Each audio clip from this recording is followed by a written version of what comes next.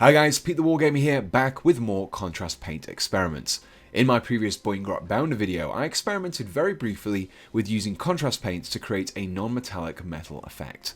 I really wanted to further explore this avenue and thought I would try out some non-metallic gold. So I started with the Stormcast Sequitor and primed using some grey Seer. I toyed with the idea of using the slightly warmer Wraithbone, but opted to not use this in the end. This is mainly because the cooler grey Seer would result in some lighter areas than the Wraithbone would have done. You can see that I've already tried out this technique on the shoulder pad here, but I'll be focusing on the right leg in this video. So to kick things off, I covered the whole leg with some Nazdreg Yelow. This was applied straight out of the pot and provided the basic yellow colour and also began the shading process. I didn't worry too much at this stage about where the application went and just made sure that the whole leg was evenly covered. Next, I took some of the slightly darker, slightly browner coloured Nazdreg Yelow and created a 50-50 mix of contrast paint and contrast medium. This lower pigmented mixture could then be applied into the areas of darker gold. I focused on the deep recesses, the slight inward sloping channels that run either side of the shin, and onto the lower part of the thigh. I'm still a beginner in non-metallic metal, so there may have been better places to do this, but these seem to be the best spots to me. So now that I had the beginnings of the darker shadows, I began the process of darkening them down further and creating some stark contrast between the lighter yellows and the darker browns. For this, I used some Snakebite Leather. It's a dark warm brown colour, which means it fitted nicely in with the colour transition. Again, I opted to reduce the intensity with some contrast medium, mainly to give me more control over how heavily the paint was applied. I focused on the same areas as before, but slightly reduced the coverage to help create that colour transition. At this point, I didn't feel that the transition from the darker Snakebite Leather to the Nazdreg Yelow areas were smooth as I'd like them to be, so I tried out some Fyreslayer Flesh. In terms of its darkness, it sits somewhere between the two colours and also has a slight reddish hue, which would give a gold burnished appearance. Thinned with contrast medium, I used the Fyreslayer Flesh on the areas between the lighter and darker points to help lengthen the shadows and also remove any sudden shade transitions. By now, I was happier with the transitions and wanted to further boost the contrast between the darker and lighter areas. The logical paint to use here was the deep reddish brown of Cygor Brown. However, instead of thinning it and using a larger brush, I instead opted to use a small brush and target the paint directly into the deeper recesses.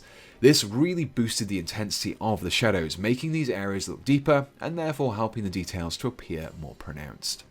At this stage, I was content with the shadows and now wanted to move on to some areas of reflection. However, instead of going straight to white, I opted to use some of the potted Wraithbone. Its warm off-white colour would help smooth out the gradient from yellow to pure white. I also wanted to try mixing regular layer paints with the contrast medium to see what the result would be. I created a roughly 50-50 mix of the Wraithbone and medium and applied this over the areas that I thought would reflect the light. This mixture works similar to how Nazdreg medium would affect the paint, however it felt closer in consistency to a regular paint, unlike the slightly runny effect that Nazdreg medium can give. This was most likely due to the thicker nature of the contrast medium itself. I found that this thicker consistency allowed me to control the paint a little easier. I also found that it increased the drying time, which allowed me more opportunity to adjust the application accordingly. Overall, I think this is a great alternative to Nazdreg medium, especially if you want to have a little more control over where your glaze is going. So next, I wanted to give the armour a glaze of yellow to help tie everything together. Normally, I would have used Lamenter's Yellow for this task, however, as this glaze paint has now been discontinued, I thought I'd see how well contrast paint Nazdreg Yelow could be used for the same task. I thought it worked quite well. I applied it straight from the pot, but spread the contrast paint around a little more than I would have done for a straight base coat. The translucent nature of the contrast paint meant it created a yellow filter over the surface of the model and helped to smooth out those transitions, much like a regular glaze would do. Next, I needed to pick out the most intense points of reflection on the model, and for this, I needed to use the regular paint White Scar thinned with just a little bit of water. I focused this into a thin line running down the thigh and another one running down the centre of the knee, shin and then foot. Small dots of White Scar were also added to some of the more prominent corners of the armour too. And so that finished off my attempt at creating non-metallic metals, specifically gold ones, using predominantly contrast paints. I should note that the final result here did require a coat of matte varnish. I found that using the contrast medium often results in a slightly glossy nature.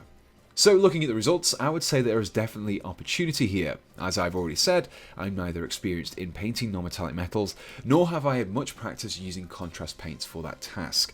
I suspect that anyone more practiced with a non-metallic technique could create some fantastic looking results. That said, even though I'm a relative novice in this area, I still feel that I've been able to create a passable finish very quickly and very easily. It was definitely much simpler to apply single layers of contrast paints than the many glazes that the more traditional method seems to require. So, as before, let me know if there are any techniques you would like to see me try out with contrast, and I'll do my best to cover them in some future videos. If you enjoyed this video, let me know in the comments below, and be sure to check out my Patreon page if you'd like to support my channel and help me to continue making and improving on my videos. So, the only thing left to say is, thanks for watching, and goodbye.